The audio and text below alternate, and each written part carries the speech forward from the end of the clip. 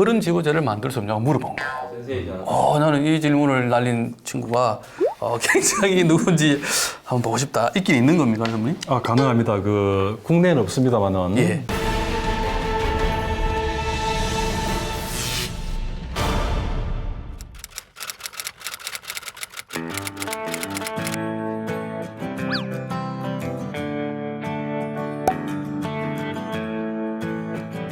덜 건드리려고 확 못 열고 쪼매만 열어가 한번 보려고 하는 성진호 전무님 모셨습니다. 반갑습니다. 반갑습니다. 이건 더 안 나요? 쿰쿰한 냄새를 좋아한다. 글쎄, 과연 그럴까요? 제가 보기에는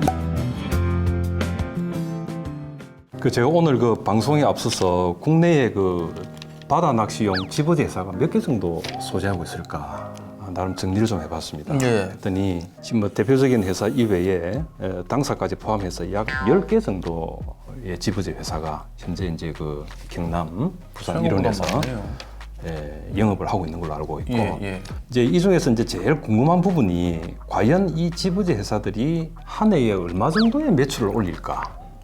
그렇다면은 국내의 전체 10개 지부제 회사가 올릴 수 있는 매출액의 합계가 얼마일까? 이 부분을 생각해 봤었습니다. 그랬더니 여러 가지로 어떤 의견의 분분함이 있긴 해요. 약 한 70억 정도. 자, 이와 같은 이제 국내 바다 낚시용 지부제 시장이 한 70억 정도로 이제 예상이 되어지고, 도매 기준으로 해서 약 한 봉지에 2,000원 정도로 이렇게 우리가 판매된다고 봤을 때는 350만 개가 봉지가 1년에 판매가 되고 있고요. 키로가 지금 약 한 2kg가 기본이거든요. 그러니까 이렇게 2kg를 따지면은 1년에 약 한 7,000톤. 지부제 생각보다 너무 적은데요? 너무 작습니다. 7,000톤 정도로 했는데 7,000톤이면 한 달에 한 15톤 덤프트럭으로 몇 대 정도 돼요? 그렇다면 이 총 7,000톤 중에서 하나파워 당사에서 1년에 몇 톤 정도를 생산해서 판매를 했는가? 궁금하지 않습니까? 저희들은 250톤 했습니다. 250톤? 예. 달랑 2018년 기준입니까? 예. 달랑 250톤 정도입니다. 전체 7,000톤 중에서 당사가 차지하는 쉐어가 5%가 못 됩니다. 10개 정도 회사에서 대충 어느 정도 제품을 생산해서 판매하는지는 대략 규모를 구체적으로 모르지만은 종업원 대비라든지 어떤 이런 측면에서 이제 대화를 하다 보면 대충 감으로 느낄 수가 있지 않습니까? 제가 생각했던 이 7,000톤 그리고 연 매출액 한 60억에서 70억 정도, 이 부분은 저의 생각만 그런 게 아니고 지부제 업계에 종사하시는 대표님들의 공통된 의견입니다. 의견이더라. 그래서 이 부분이 훨씬 더 저는 신빙성이 있지 않나, 개인적으로 그렇게 생각합니다. 특정 제품 중에서 5% 정도의 쉐어를 하고 있다면 그 제품은 성공한 것이라고 이야기를 합니다. 근데 이제 유감스럽게도 당사는 상당히 많은 노력을 했음에도 불구하고 5%가 무슨 성공한 겁니까? 5%가 안 됩니다, 저희들 아직까지. 아니 10개 중에 업계 10개라면서요. 10개 중에 뭐 10% 되면 10분의 1인데 그러면 10% 하면 꼴등이잖아요. 거의 10등. 꼴찌 정도. 이게 사실은 이제 이 지부제 유통에 관련된 사항들이 제일 민감한 부분이긴 하죠. 정말 열악한 환경에서 바다를 오염시키는 어떤 주범이라고 하는 편견과 굴레, 이제 이런 부분을 이제 몸소 안으면서, 그래도 지금 이 순간에도 국내에 있는 10개 정도 되는 우리 지부제 회사 사장님들은 다음 달에 직원들 월급 걱정을 하고 있을 겁니다. 일정 시점 훨씬 이전에 과거에 그런 일이 있었는가는 모르겠지만은 바다 환경에 오염을 시키는 어떤 쓰레기를 주워 담는다, 온갖 어떤 좋지 않은 평가들이 있죠. 결코 그렇지 않습니다. 그나마 오늘날 우리 바다 환경이 이렇고, 그리고 지부제 회사들이 어제 생겼다가 오늘 문 닫지 않는 이런 오래된 회사들이 그나마 10개 정도 회사가 이 시장을 지키고 있다고 하는 것은, 그나마 대표님들이 어떠한 바다 환경이라든지 제품에 대한 어떤 신뢰성, 그리고 낚시인의 요구에 부응한 어떤 사업적인 마인드, 이런 부분들에 대해서 인식을 하고 있기 때문에 지금까지 이 시장에 계속 왔지 않나, 저는 개인적으로 그렇게 생각하고요. 그러나 그러한 노력임에도 불구하고 대단히 유감스러운 것은, 그만큼 수고하고 공을 들여서 만든 제품임에도 불구하고 제대로 제값을 받고 있지 못하다. 이 부분이 제일 문제점으로 되는데, 제조는 유통을 이기기 어렵습니다.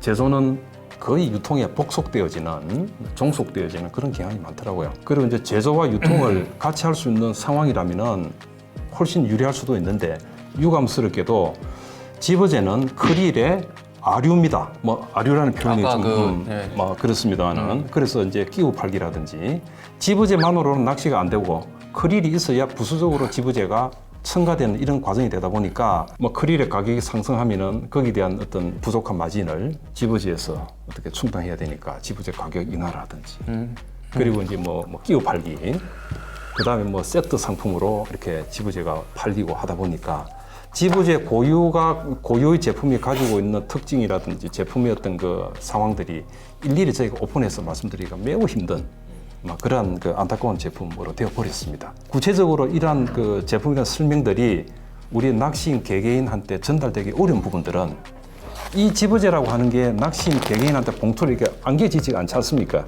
공장에서 도매로 유통해져서 도매에서 소매 낚시점으로 갔다가 그 다음에 이 제품이 소비자한테 가야 되는데 가지를 않고 크릴 카트기 속에 들어갑니다. 그래가지고 배합이 된 상태에서 B급통으로 바로 들어가 버리죠. 그래 놓으니까 뭐 다 그런 건 아닙니다만은 일부의 그 의식 있는 소비자들이 집어에 대한 현황을 보려고 그래도 접근이 어렵다는 얘기입니다. 결국은 뭐 저희도 마찬가지고 유통하시는 분들도 마찬가지고 이문이 좀 남아야 되지 않겠습니까? 그렇죠. 회사의 그 존립의 이유가 그건데. 그렇죠. 그러니까 아직까지는 이 품질보다는 유통 과정에서 마진이 훨씬 더 중요한 요소로 작용이 된다. 자, 이런 부분들이 또 한 가지 저희 애로사항이고 그러다 보니까 이제 앞서 말씀드린 뭐 집어제가 갖고 있는 여러 가지 특징들이 무시돼 버리고 그저 크릴을 원하는 지점까지 투척하기 위한 투척 수단으로서의 집어제 역할밖에 안 된다는 이야기죠. 이제 국내 시장의 규모가 어느 정도 되고 이래 한다면은 나름 어떤 그 기술과 시설, 자본, 인력을 투자를 해서 뭐 일본의 뭐 이런 M사 이상의 멋진 제품을 연구 개발하고 할 수 있는 그런 여건도 되겠습니다만은 지금의 집어제의 어떤 그 현실은 매우 열악합니다.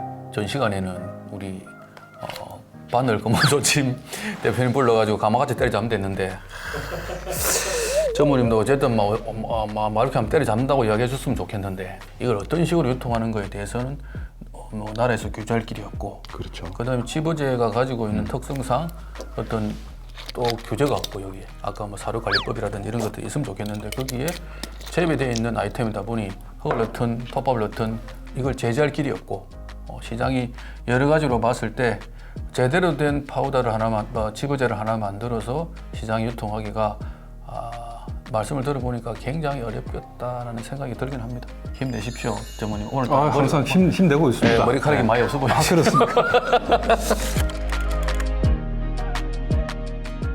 이제 저가형 집어제의 문제를 어떤 접근하는 게 이제 패키지 상품이라는 거죠.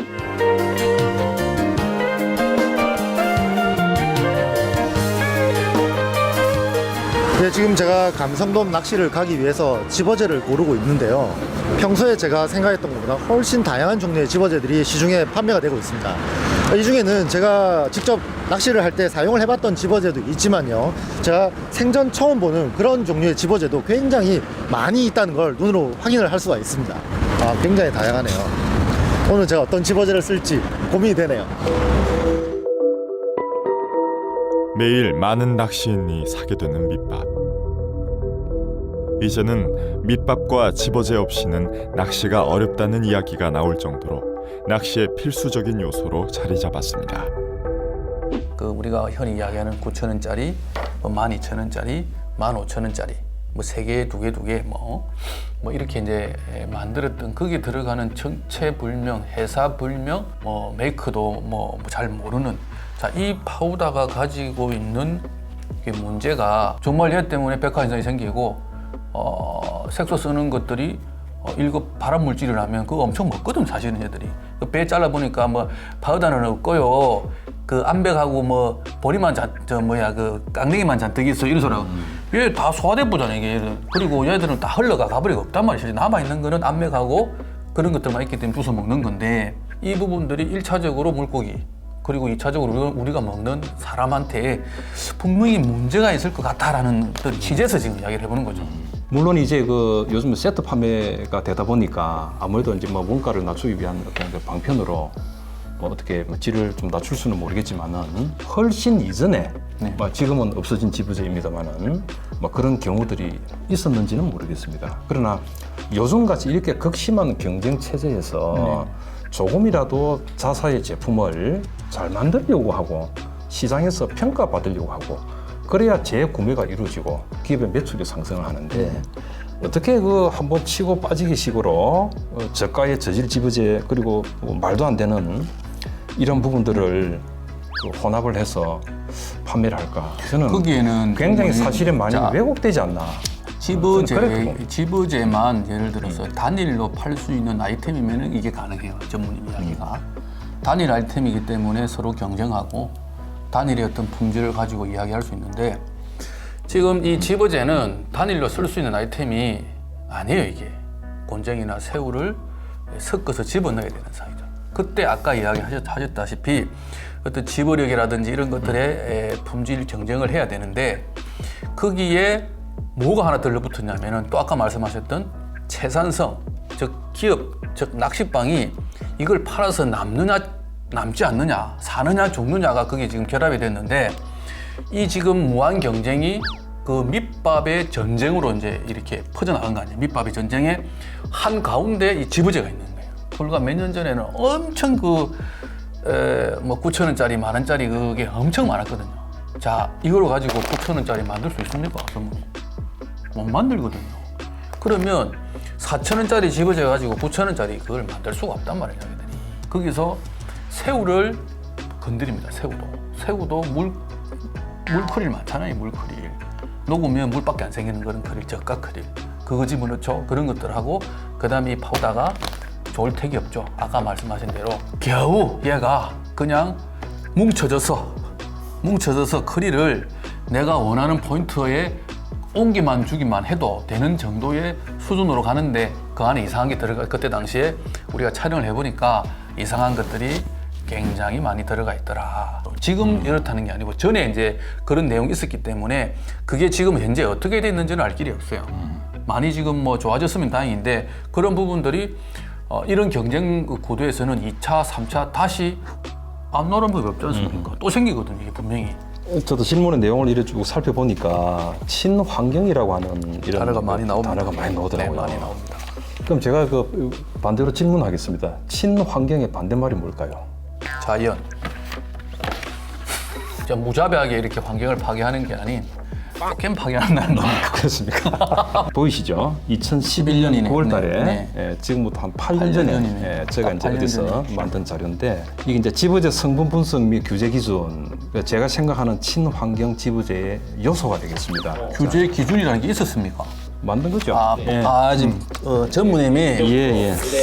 한번 때려 잡아보려고 그때 당시에 적어도 이 정도는 네. 돼야 친환경 지부제가 아닌가라는 예. 측면에서 이제 자료를 정리를 해봤는데 정리를 하려고 하다 보니까 어떤 기준점이 없는 겁니다. 그게 말하자면은 그렇죠. 법령입니다. 법령 근거가 없다는 거죠. 그래서 이제 저희가 그 명명한 바다 낚시용 배합 사료라는 측면에서 지부제를 출시했기 때문에 사료관리법에 의한 그 기준을 가지고 제가 임의로 이렇게 정리를 좀 해봤죠. 사료관리법을 기준으로 해가지고 예. 지금 지부제의 기준을 전무님 나름대로 만드신 거네, 그게. 그렇죠. 예. 자, 그래서 이제 1번 낚시용 떡밥 지부제가 수질 오염을 유발시키는 성분에 대하여 자, 이런 내용들이 좀 있습니다. 사람이 섭취하는 음식에도 사실은 카드뮴 성분이 있습니다. 아주 미량의 유해 성분이 존재합니다. 하물며 이 지부제 왜 그런 게 없겠습니까? 그런데 문제는 이제 정도의 차이라는 이야기죠. 그 정도의 차이가 네. 법령에서 정한 그 기준치를 오버하지 않으면 된다. 그렇다면 저는 친환경이 아닌가 저는 개인적으로 그렇게 생각하고요. 이제 그 이러한 유해 물질의 어떤 범위가 그 사료관리법에 쭉 나열이 되어 있습니다. 예. 그리고 이번에 이제 그 낚시관리법에도 보면은 별표상에 예. 미끼와 어떤 그 떡밥에 관련되어지는 유해 물질의 기준을 갖다 정리한 게 있더만요. 그 기준을 살펴보니까 네.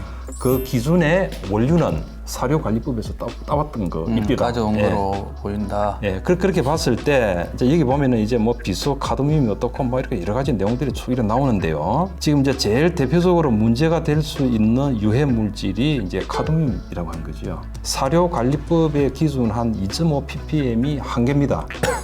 그 기준대로 해서 낚시관리법에도 이제 유해 물질 기준을 정해놓았더라고요. 국내에서도 집어제가 환경에 미치는 영향을 다룬 다양한 조사 결과를 찾아볼 수 있습니다. 조사 결과에 따르면 납추와 집어제 미끼가 부영양화 및 환경을 오염시킬 수 있다고 전문가들은 경고하고 있습니다. 반대로 일반 생활하수 등에 비해서 낚시로 인한 오염은 극히 작다는 의견도 있었습니다. 하지만 그것은 오염의 정도가 다를 뿐이지 양이 작기 때문에 해도 괜찮다는 의미는 분명 아닐 것입니다. 필수 의무는 아닌 거죠, 그러면? 네, 필수가 아닙니다. 제가 알기로도 성분 표시가 되는 것들이 식품, 이런 것들만 의무가 되어 있는 걸로 알고 있고, 지금 여기 법상으로도 성분 표시가 의무가 되어 있지는 않아요. 사료관리법에 따른 사료 허용 기준보다 훨씬 낮게 나왔다라고, 그렇게 결과는 나와 있습니다. 과연 낚시 관련법에서는 집어제에 대한 아무런 규제도 없는 것일까? 낚시 관리 및 육성법에서는 집어제를 가공 미끼의 한 종류로 정의하고 특정 물질의 함량 기준을 다음과 같이 정해놓고 있습니다. 하지만 그 기준에 사료관리법이 적용되어 있어 용도와 목적에 맞지 않는다는 지적이 있습니다. 한정된 공간에서 양식용으로 사용되는 사료와 자연 상태에서 바다에 뿌려지는 집어제와는 그 기준 자체가 달라야 한다는 의미입니다. 요 정도만 충족하면은 뭐 친환경이 되지 않겠나 저는 개인적으로 그렇게 생각하고, 그다음에 이제 집어제에 포함되어지는 이 원료 성분이 첫째는 알파 처리가 돼야 됩니다. 알파 처리. 그 알파 처리가 뭐냐면은 쉬운 말로 열 처리하는 거죠. 찌는 거예요? 예, 찌거나 굽던가. 굽거나 볶거나 음. 뭐 데치거나 이런 소위 말하는 알파 처리가 된 제품이 이제 그 수중에 들어갔어도 분해가 빠르고, 이제 이러한 제품들이 대상어의 배속에 들어가도 소화율 향상에 도움이 된다. 센 게 아니고 예. 일단 어쨌든 열 처리가 된 열 가공이 됐기 때문에 그건 이해가 됩니다. 이제 그 이 항목을 준수해서 원료라든지 제품이 생산되어진다면은 그게 바로 저는 친환경 제품이 아닌가 개인적으로 그렇게 생각합니다. 그래서 이제 당사의 경우에는 네. 천연 의료용 사료의 제조 하사업 인증하고,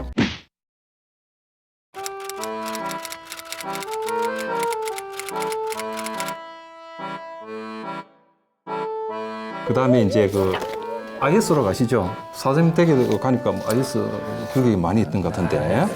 이소?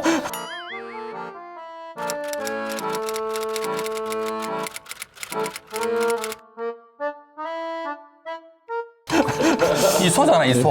있습니까? 근데 이러한 기준에 적합해서 저희들이 이제 제품을 생산하고 있기 때문에 뭐 100%는 아닙니다만은 친환경에 가까운, 환경과 친할 수 있는 집어제가 될 수 있도록 노력하고 있다. 이런 말씀을 드리고 싶네요. 전무님은 그 그다음에- 집어제 관리법이 하나 생겼으면 좋겠네요. 생겼으면 좋습니다. 저희들은 그렇죠. 오히려 좋죠. 좀 마지막으로 아까 색소에 관한 말씀을 하셨는데, 제가 굉장히 듣기 거북한 말씀 중에 한 개가 왜 그 공업용 색소를 쓰느냐라는 이야기를 하시죠. 빨간색. 예, 뭐 빨간색도 있고 뭐 초록도 있고 검은 것도 있습니다, 사실은. 근데 검정색은 집어제 쓸 일이 없으니까 뭐 쓰질 않습니다만은 그 색소를 왜 써야만 할지 저는 이 부분에 대한 의문을 제기하고 싶어요. 그거는 그 유저들이라든지 어떤 이 집어제 제품을 소유하시는 분이 색상을 요구해서 그렇습니다. 그러면 왜 감성돔은 빨간색이어야 됩니까? 처음에 그래 빨간색이었어요. 왜 빨간색이어야 제가 됩니까? 처음에 할 때 그게 마르교사에 진우 대장인가? 진우 대장인가? 진우 대장. 진우 대장이 그 진우 대장이 지금 감성 천하에 못해간 것 같아요. 그때 완전 그게 습식으로 나왔었거든. 그 습식으로 나왔고 뭔가가 코팅이 돼가지고 있는 느낌이 지울 수가 없어요. 밑밥을 개면 그 비슷하게 만든 게 이제 감성 천하인데 감성천화가 품질을 더 끌어올리기 위해서 했는지는 모르겠으나 더 뻘게 진우대장도 빨겠는데 거의 불구스름한 이런 느낌이었어요. 네네. 그 이런 느낌과 가깝습니다. 네, 이런 느낌이었는데 그게 감성천화로 오면서 우리는 이런 게 있잖아요. 더 진하면 더 좋을 거야. 지금도 감성천화는 굉장히 빨갛습니다. 뭐 붉은기가 굉장히 많고 그게 이제 밑밥통에 이염이 돼가지고 잘 안 진다. 그런 이야기들도 많이 나오고 그다음에 그 뱅에돔용 그 파란색, 초록색 있지 않습니까? 초록색은 더 안 진다. 껍질이 벗겨진다. 뭐지 이게 손에 걔네들 그거 닦고 나면 뭐 그런 이야기들이 나오는데 거기서 추론된 게 야 이게 식용이 아니고 공업용이라서 그런 거 아니가. 그 나름대로의 빨간색에 대한 수요가 있기 때문에 제조사에서 빨간색 지부제를 만들 수밖에 없는 그런 현실이라고 보는데 그렇다면 결국은 이 빨간색이 감성돔 지부제에 미치는 영향이 뭔지를 정확하게 파악을 하고 난 다음에 인식의 변화가 좀 필요하다 저는 그래 봅니다. 색소 굉장히 비쌉니다 이거 한 통에 7만 원? 7만 원입니다 7만 원. 이거 한 통을 가지고 얼마 못 씁니다. 그렇겠네요. 식용 색소입니다. 그게 공업용 색소라면 그 밀도나 이런 것들은 차이가 납니까? 아마 컬러라든지 밀도에 있어서 많은 차이가 저는 있지 않겠나. 공업용은 네. 한 10배 차이 납니까? 제작진은 취재 도중 지버제 업체에 색소를 납품하는 안료상을 만나 어렵게 인터뷰를 요청할 수 있었습니다. 감성돔 집어제 붉은 색깔을 띠고 있지요. 그 중에서 너무 찬란한 빨간 거 이거 규제 안 하면 안 돼요. 던지보면 벌써 물이 빨갛게 변합니다. 그거는 탈 색소가 들어가 있어요. 그 사람들이 절대 이 사람들이 몰랐었습니다. 이걸 탈 색소를 쓰면 안 돼요. 그럼 이걸 쓰는 이유가 뭐냐? 이거보다는 이걸 조금만 넣는 게 이거는 아주 셉니다. 손에 묻으면 이게 잘 안 씻깁니다. 절대 잘 안 씻겨요. 까지면 발암물질입니다. 여기 발암물질이에요. 요새 식품에도 까져도 빨간 거 적색 2호, 적색 102호라든가 이런 걸 몸수로 하는 이유가 뭔지 절대 싸다고 이런 거는 쓰면 안 된다 이 말입니다. 뱅에돔 집어제는 녹색입니다. 초록 빛깔입니다. 그러면서 뜨는 물건이거든. 크롬그린이라 하는 합성 이 안료를 쓰거나 그 다음에 산화 크롬이라 하는 이거는 녹색을 쓰거나 그 독극물인 중금속인 납하고 크롬이라 하는 게 들어있습니다. 이 독극물이 들어있습니다. 중금속인 독극물이 들어있어요. 그 다음에 또 하나 산화크롬이라 하는 크롬이 있습니다. 크롬을 산화시킨 건데 맥기에 주로 쓰는데 씁니다. 맥기 크롬 맥기 하는데 근데 어떤 사람들이 그런 거를 이거를 찾아가지고 뭐 한 데 쓰나 물에 이제 그런 데 쓴다 하는 얘기는 하더라고. 절대 이건 쓰지 마이소. 언젠가는 걸리면 큰일 납니다. 이제 그 사람들 모르고 자꾸 이제 쓰려고 덤비지. 아래 낚시 TV도 보니까 유명하다는 낚시 유명하다는 사람이 요새 뱅에돔을 잡는다고 보니까 빵가루에다 묻혀가지고 딱 던지는데 딱 보니까 녹색을 상당히 진하게 묻히고 있더라고. 그래서 저러면 안 되는데 우선 인터넷을 저렇게 많이 띄우고 있는 싸게 띄우고 있대요. 사미수도 나는 잘 안 씁니다. 왜? 양심이 갇히게 되니까 내가 잘 안 쓰지. 안료상이 지버제 업체에 납품했다는 색소의 샘플입니다. 유기 타르 색소로서 그 농도와 독성 그리고 확산성을 확인할 수 있었습니다.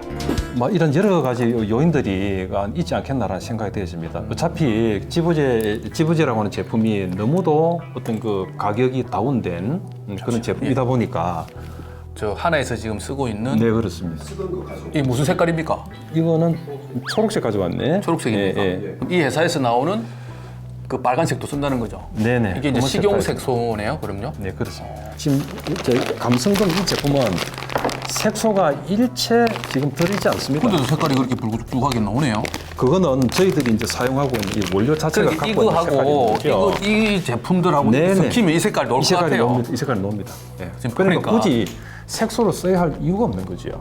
그래서 이런 부분들에 대한 인식이 첫째 필요하고 그 다음에 이제 그 뱅에돔은 왜 초록 색깔을 쓸까라는 이야기를 제가 들어봤더니 뱅에돔이 초록 색깔을 좋아한답니다. 참 자다가 뭐 웃을 일이죠. 그럼 그 원인이 뭡니까라고 했더니 뭐 초록 색깔로 물들어 있는 파래 새우를 뭐 뱅에돔이 제일 좋아하니까 뭐 초록 색깔을. 뭐 그래서 이제 뱅에돔 지부제도 이제 이런 그 초록색 그 색소를 쓰는가 모르겠는데 저희들이 처음에 쓰지를 않았습니다. 저희들이 맨 처음에 나와요. 국내에서만 초록색을 써요. 일본 M사 같은 경우는 빨간색 없어요. 뱅에돔 지부제 있습니다. 다 뱅에돔 감성돔 지부제도 흰색, 흰색이 네, 있습니다. 흰색이 백춘이 있지 않습니까? 그래서 저는 색깔에 대해서 굉장히 뭔가 이게 잘못된 인식이다. 그렇죠. 맨 처음에 저희들이 이제 그 건식 지부제 5,000원짜리를 개발했는데 색깔이 이랬습니다. 왜? 색소를 안 썼기 때문에. 그래서 어느 분이 이걸 들고 와가지고 막 이야기를 하는 거예요. 뱅에돔에 초록색이 들어가지 않으면 팔리질 않는다. 그래서 지금은 어쩔 수 없이 이 초록색 색소를 쓰고 있습니다. 그리고 이제 색소에 대한 말이 나왔으니까 제가 꼭 이 부분을 제가 말씀을 좀 드려야 되겠다 싶어가지고 자료를 가지고 놓은 게 있습니다. 자, 이 자료는 그 일본의 그 주식회사 루미카 잘 아시죠? 그 발광 네. 발광찌 네. 하는 회사인데 이제 그 발광찌 중에서도 뭐 빨간색, 초록색, 연두색 온갖 찌를 다 개발해 하시더라고요. 그러다 보니까 이제 이 회사의 연구진들이 이 수중에서 색깔별로 고기들이 반응하는 정도를 연구한 데이터가 있더라고요. 자, 그렇다면은 과연 감성돔이 빨간색 좋아할까? 그리고 뱅에돔이 초록색 좋아합니까? 이러한 의문점을 가지고 이 자료를 제가 보게 됐던 겁니다. 자, 자료를 한번 살펴보겠습니다. 자, 감성돔이 어떤 색상을 제일 좋아할까?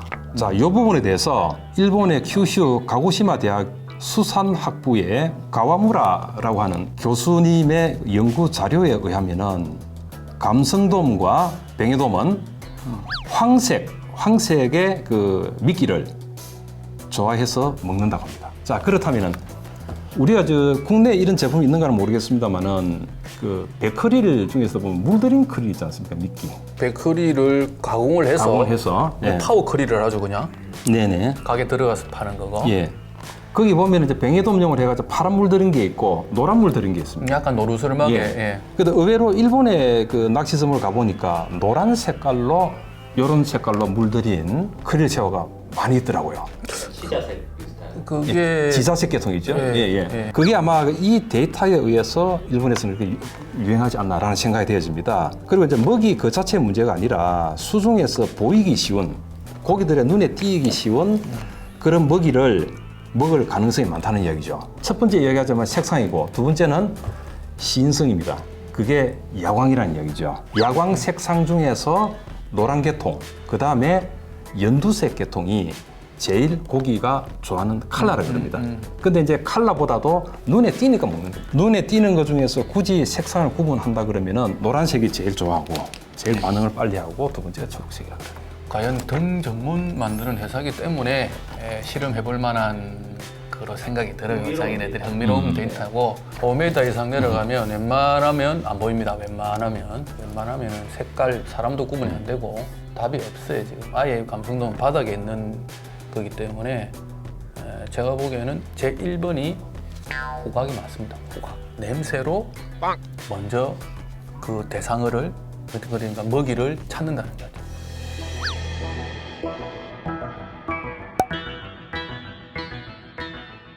점심을 패스하고 역대급 방송을 하고 있습니다. 근데 급 질문 하나 드리고 싶은 게 이분 어디 가셨습니까? 야, 같이 안 오셨습니까? 인스트럭터라고 돼 있는 분이에요. 아, 김문수. 예, 우리 김문수 사장님. 선생님이십니까? 예, 이럴 때 한번 오셔가지고 지부제에 대한 이야기 한번 해주셔야 되는 거 아닙니까? 선배님. 아, 예. 아니 그 지금 계속 하고 계시죠? 아, 역시 계속 하고 있습니다. 네, 예. 우리 그 김문수 선배님 뭐 낚시업계 굉장히 유명하신 분이고 좀 볼 수 있는가 이렇게 기대를 했었는데 좀 아쉽게 되네요. 당사에서 생산하는 그 지부제 종류를 네. 이제 지부제와 첨가제로 이제 양분할 수가 있는데 예. 예, 그 두 종류를 합쳐서 약 한 20여 가지 오, 많이 제품을 나오네요. 개발해서 판매를 하고 있었고 예. 실제 이 한 20개 정도의 이 제품을 1년에 개발 다 했습니다. 그때 전문이 그 앞에 이 부분이 좀 예, 그래서 제가 많이 상당히 그 머리 숱이 예, 그때 그러셨구나. 다 그 이유가 있는 겁니다. 예. 이 지금 제품 예. 그 설명 한번 해주십시오. 이거 지금 대체밑밥 예전에 아, 예. 대체밑밥이 참 어려운 에피소드가 있는데 에피소드가 좀 있죠. 예. 아마 한 5년 전인가요? 한때 그 크릴 파동이 있었습니다. 그때 그 크릴 파동 때 이제 저희가 크릴 대체 밑밥을 개발하게 됐던 거죠. 낚시를 할 때 꼭 크릴이 있어야 될까? 크릴 없이도 밑밥에 예, 밑밥에 크릴을 넣어야 될까?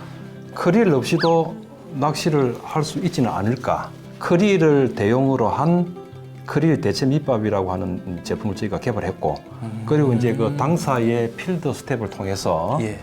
이 제품 테스트를 했습니다. 크릴을 사용할 때보다 훨씬 많은 조과를 올렸습니다. 그건 실력이 좋은 게 아니고요. 실력도 물론 좋죠. 그리고 이제 그 이 크릴 대체 밑밥을 개발함에 있어서 그 크릴하고 예. 크릴 대체 밑밥의 성분 분석을 했습니다. 자, 아주 재미있는 데이터입니다. 흔히 우리가 이제 그 이야기하는 크릴 새우에 대해서 많이 알고 있습니다. 아미노산 덩어리라 그러고, 그리고 이제 그 바늘에 끼워진 이 크릴이 밤낚시를 하더라도 인 성분이 있기 때문에 그렇죠. 좀잘 고기 띄고. 대상어의 시각을 어떻게 좌우한다 잘 이런 이야기들이 있는데, 자 그렇다면은 인 성분이 얼마나 있을까 궁금하지 않습니까? 빛을 발광하는 크릴 새우의 인 성분이 얼마나 될까 궁금해가지고 제가 분석을 했는데, 아이고 0.26%. 얼마입니까? 0.26. 달랑 0.26%입니다. 자, 그 다음에 크릴 새우는 아미노산 덩어리다. 그렇기 때문에 집어제 미끼에 있어서 없어서는 안 될 대상어의 필수 식품이다, 그죠?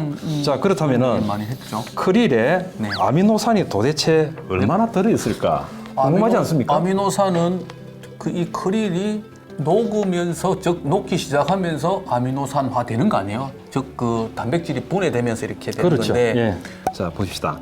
뭐 트레오닌, 세린, 프릴린, 발린, 이소루신 뭐 처음 들어본 여러 가지 이름들이 많이 있는데, 신신신 뭐 이런 거 엄청 자, 많습니다. 프로테이지가 얼마입니까? 1% 넘는 놈이 잘 없습니다. 없습니까? 자, 그렇다면은 대개 이제 아미노산의 어떤 종류가 한 20여 가지 정도 돼요. 이게 다 들어있을 수도 있고 5가지만 있을 수도 있고 한데, 네. 지금 이제 크릴 새우 같은 경우에 아미노산, 산, 안전 계열로 인해 가지고 성분 분석을 해보니까 약 한 15가지 정도 아미노산의 종류가 들어있습니다. 자, 이 아미노산 15가지를 토탈하게 되면은 총 아미노산이 몇 프로다 나오거든요. 1.71%. 1.7% 정도밖에 안 되죠. 자, 이 1.7% 중에서 우리가 이제 핵심적으로 알아야 될 부분이 뭐냐면은 사람이든 동물이든 식물이든 반드시 섭취하지 않으면 안 되는 필수 아미노산이라고 하는 게 있습니다. 필수 아미노산 많이 이야기하셨죠. 자, 이런 필수 고기도 자기 어떤 그 음식물을 섭취해 가지고 자기 스스로 몸에서 어떻게 그 만들어지는 그 아미노산도 있겠지만은 꼭 있어야 할 외부적으로 네, 외부에서 섭취를 해야 될 해야만 아미노산 되는, 있죠. 네, 네. 이걸 우리가 이제 필수 아미노산이라고 이야기를 하는데, 자, 보시다시피 제가 동그라미 쳐진 이 부분들이 필수 아미노산입니다. 크릴 새우에는 필수 아미노산이 7가지 종류가 들어있고 토탈 3.4%입니다. 많이 들어있는 거 아니에요? 많이 들어있죠. 자, 그렇다면 그러면 자, 우리가 이제 어떤 그 데이터가 많다 적다는 항상 비교 대상이 있어야 됩니다. 네. 그죠? 자, 비교 대상을 감시 보약으로 하겠습니다. 자, 감시 보약을 크릴 새우와 똑같은 기준으로 성분 분석을 한 게 있습니다. 참치 내장하고 크릴 새우하고 영양 성분 분석을 하는 겁니다, 지금. 자, 이 감시 보약은 아미노산이 총 몇 프로입니까? 27%, 거의 23%돼 있는데 이거 압도적인데요. 압도적이죠. 자, 여기에 그 기록이 되어 있는 이 아미노산들이 전부 다 자기 나름대로 역할을 합니다. 근데 이 아미노산 중에서 집어제에 있어가지고 집어 효과를 발휘하는 아미노산이 있어요. 그게 뭐냐면은 글루타민산, 그 다음에 히스티딘이라고 하는 아미노산입니다. 그래서 끊어오셨네요. 예, 이 2가지 종류의 아미노산은 사람으로 따지자면은 페로몬 향수입니다. 고기를 유혹합니다. 고기를 자극해서 집어를 할 수 있는 그런 성분입니다. 이 2가지 성분이. 어쨌든 데이터상으로는 보약입니다. 확 땡기는데 들고 나가서 한번 뿌려봐야 되겠네 지금. 부실 이런 거 할 때 막 뿌려가지고 그냥 환장을 하는 거 안 하는 거 아니에요. 판매가 되고 있습니다. 크릴 대체 네. 밑밥이라는 거. 네, 판매가 되고 있습니다. 그리고 이 제품 조금 더 설명해 주세요. SLP. 이 지금 모든 제품에 어떻게 보면은 베이스가 된다는. 사료로서 요 부분 대부분 들어가고 이거 메인으로 지금 동남아에 수출한다 하셨고. 네네. 이거 따로 지금 하는데 이거 왜 봉지 이렇게 작게 만들었어요? 크게 만들면 안 돼요 이렇게? 한 8년 전에 응용을 해서 예. 이제 집어제 제품을 개발하게 됐던 그런 저희 회사의 메인 상품이 되겠습니다. 이 제품의 특징이라 그러면은 이제 신선한 오징어 내장을 이제 주된 원료로 이제 하다 보니까 이 오징어 내장 자체에서 풍기고 있는 그 나름대로의 독특한 풍미가 있습니다. 이 풍미가 집어력 고기를 유혹하는 성분으로서는 오징어 내장을 따라올 수 있는 제품이 없습니다. 맞아요. 예전에 오징어 내장을 감성돔 그 밑밥으로 많이 사용했다라고 하는 이야기들이 있어요. 그걸 모아가지고 이렇게 밑밥으로 썼다. 그걸 배수를 했기 때문에 뱅에돔보다는 감성돔 그 집어제에 훨씬 더 적합하지 않겠나라는 생각이 드네요. 예, 맞습니다. 네. 예. 그리고 이제 이 제품은 또 영양 성분이 굉장히 그 특출합니다. 아까 말씀드린 사료니까. 그리고 이제 그 방향에 의한 기호성이 우수하다. 다시 말씀드려가지고 이제 대상어를 집어할 수 있는 어떤 풍미를 풍기는 독특한 냄새가 있기 때문에 이제 지버력에 탁월한 지버력이 있고요. 이 방향이라는 게 풍기는 향기를 이야기하는구나. 나는 이 방향을 이야기하는. 뭐 이거 같은 개념이 아닌가. 예, 그리고 이제 식욕 정진을 하고 이제 대상어가 이걸 섭취했을 때 열 처리가 된 제품이기 때문에 소화력, 흡수율이 아주 좋고 그럼 빨리 크고. 그렇다 보니까 복수 팽만 증세가 없습니다. 성장에 매우 도움이 되는 이제 그런 제품이죠. 오케이. 사실상 이제 그 당사는 이러한 제품을 1년에 약 한 2만 톤 정도 생산해서 컨테이너로 2만 톤 노는데 여기에서는 우리 250톤 총 되는데 아주 미량 요소죠. 그 여기 오징어뿐만은 정말 더더욱 얼마 안 됩니다. 전체 매출액의 지금 한 0.5% 정도 차지할지 모르겠네요. 예. 그러시구나. 그래서 이제 이러한 어떤 친환경 제품을 이제 메인으로 해서 뭐 여러 가지로 부족함이 많습니다만은 국내의 대표적인 친환경 지부제를 거듭날 수 있도록 연구 개발 노력 투자 열심히 하겠습니다. 갑자기 좀 달라 보입니다. 지금 그 하나파워 제품을 써보신 일부 고객분들 중에서 이제 시중에 많이 유통이 되어 있지 않다. 그리고 이 제품을 어디서 파는지 이렇게 이제 질문을 오시는 부분들이 종종 있습니다. 그래요? 예. 일단 그 손쉽게 인터넷상에 들어가서 예. 하나파워 또는 하나파워 지버제를 이제 검색을 해보시면 그렇죠. 네네네. 온라인상에서 판매하는 여러 군데의 어떤 업체들이 있습니다. 온라인에서도 또 판매를 하고 판매를 있는 하고 있습니다. 그쪽을 통해서 쉽게 구입을 해서 사용할 수 있는 여건이 됐으면 좋겠습니다. 하나파워입니다. 알겠습니다. 참고하십시오.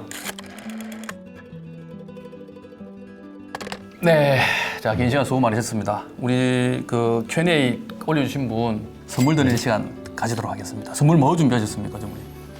저희는 그 하나파워 감성돔 준비했습니다. 감성돔 파우더예요? 네네. 한 박스 보내드리면 안 되겠습니까? 한 박스씩 보내드린답니다. 이거 제품입니다. 이 제품. 자, 전문의 먼저 그 발표해 주시죠. 예, 저는 그 질문자 중에서 손동기 씨라는 분을 선택을 했습니다. 동기 씨, 동기시네요. 손동기 씨. 그 내용을 보니까 나름대로 상당히 그 이론적으로 네. 많은 그 관심을 갖고 계시는 분인 것 같아서 선정을 했고요. 그 대부분의 지버제에 필수 아미노산이 함유되어 있다고 하는데 왜 필수 아미노산이라는 성분이 들어가는지 제가 이 질문을 받고 나서 우리 제품에 대한 이해도가 굉장히 높으신 분이 아닌가. 그래서 제가 합도 아닙니까? 혹시 이쪽에 공부하시는 아마 그러신 분인 것 같다는 느낌이 듭니다. 그래서 제가 선정을 했습니다. 오케이, 축하합니다. 이런 어떤 분을 선택할 줄 알고 전혀 방향성이 다른 저는 이런 거 전혀 다른 분을 하나 찾았습니다. 어떤 분이냐? 이 필제이라는 분이 필제이 FEELJ 이렇게 돼 있습니다. 이분이 6일 전에 쓰신 분이고, 자, 어떤 내용이냐면은 자벌을 피할 수 있는 지부제는 못 만드는 건가요? 기가 막히죠. 이런 거죠. 보고 저쪽으로 쫓아내. 야, 이런 저 고등어 저쪽 쫓아내. 응? 이런 제품은 못 만드는 건가요? 이거는 특화된 잘 듣는 거잖아요. 이렇게 좋아하는 거. 반대로 이 사람 이렇게 반대로 싫어하는 성분을 집어넣어 가지고 고등어 안 오게 만들고 메가리 안 오게 만든다는 거지. 그런 지부제를 만들 수 없냐고 물어본 거예요. 나는 이 질문을 날린 친구가 굉장히 누군지 한번 보고 싶다. 있긴 있는 겁니까, 선생님? 가능합니다. 그 국내에는 없습니다만은 예. 그 일본에는 보거 퇴치용 별도의 지부제가 아니죠. 회피제라고 이야기를 하겠습니다. 회피제. 그런 어떤 것들이 있다는 거죠. 그런 성분들이 있습니다. 질문에는 어쨌든 가능하다. 못 만드는 게 아니고 가능하다. 오케이, 축하드립니다. 고군분투라는 표현을 써야 되겠네요. 고군분투하고 계시는 우리 하나파워의 전무님께 개인적으로 굉장히 고마운 마음입니다. 그리고 내용 자체가 환경적인 부분하고 또 파우다의 전체적인 부분을 우리가 잘못 또 하게 되면 일반화시키는 그런 오류를 범할 수 있기 때문에 다소 무겁고 어려운 어떤 그런 방송이었는데도 잘 이야기를 해주셔서 감사한 마음입니다. 전무님은 회사의 대표는 아니지만은 대표님보다 더 많은 일을 하는 분으로 알고 있어요. 지금 이쪽에. 아, 소문이 그래 났습니까? 제가 그래서 머리가 다 빠지신 걸로 예. 네. 전무님으로서 생각하는 좋은 지부제란 과연 어떤 겁니까? 그래서 시장에서 호평받는 지부제, 많이 팔리는 지부제가 좋은 지부제 아니겠습니까? 많이 팔리는 지부제. 예, 그 가격 대비 성능이 받쳐주는 요즘 말로 이제 가성비가 좋은 지부제라고 얘기를 할 수가 있겠죠. 그럼 고기 안 모여도 됩니까? 당연히 그 고기는 모여야죠. 결국 근데 이제 분명한 것은 그 싸고 좋은 지부제는 없습니다. 비싼 것은 비싼 것 나름대로의 어떤 가치가 있고 네. 싸구려는 싸구려일 수밖에 없는 이유가 있습니다. 성장 동력을 참 뭐 이야기 중에 많이 잃어버렸다. 얼마나 고생을 하셨으면 아주 공격적으로 영업을 하셨잖아요. 예, 그랬는데 그랬죠 그때는. 아주 공격적으로 영업하셨고 제가 그 대제 밑밥을 가지고 낚시 대회도 했었습니다. 그때 당시에 아무 문제 고기 엄청 많이 나왔었어요. 그때 가덕도에서 낚시대 했는데 그런 경험도 있고 한데 성장 동력을 잃으셨다니까 뭐 개인적으로는 굉장히 아쉽고 안타까운 마음입니다.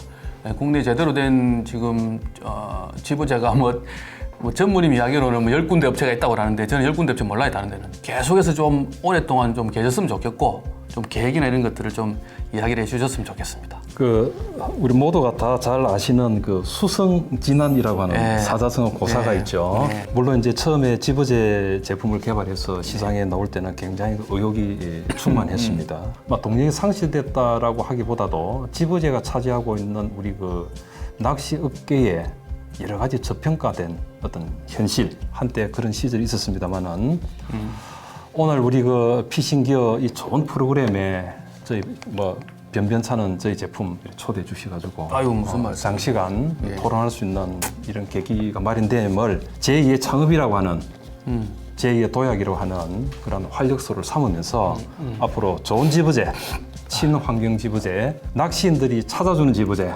위대한 지부제가 될 수 있도록 열심히 노력하겠습니다. 그래서 이제 바다의 상황이 다르다 보니까 밑밥 운영 요령이라든지 여러 가지들이 이제 연구 과제로 우리가 이제 검토할 수가 있겠는데, 글쎄요, 낚시인들 중에서 과연 몇 프로 정도의 그 우리 조사님들이 손으로 밑밥을 계시고 계실까? 저는 그 부분이 굉장히 의문스럽습니다. 이 낚시를 할 때 밑밥을 준비해가는 이 부분이 많이 퇴색돼 버렸어요. 지금 세트 상품을 만드는 것과 과잉 경쟁이 나온 결과로 본 거거든요. 손을 안 댄단 말이에요. 손을 안 대도 개준다는 거지. 기계도 생기고 그 기계를 제가 가서 하는 것도 아니야. 이제 얘네들이 가게에서 다 개준단 말이에요.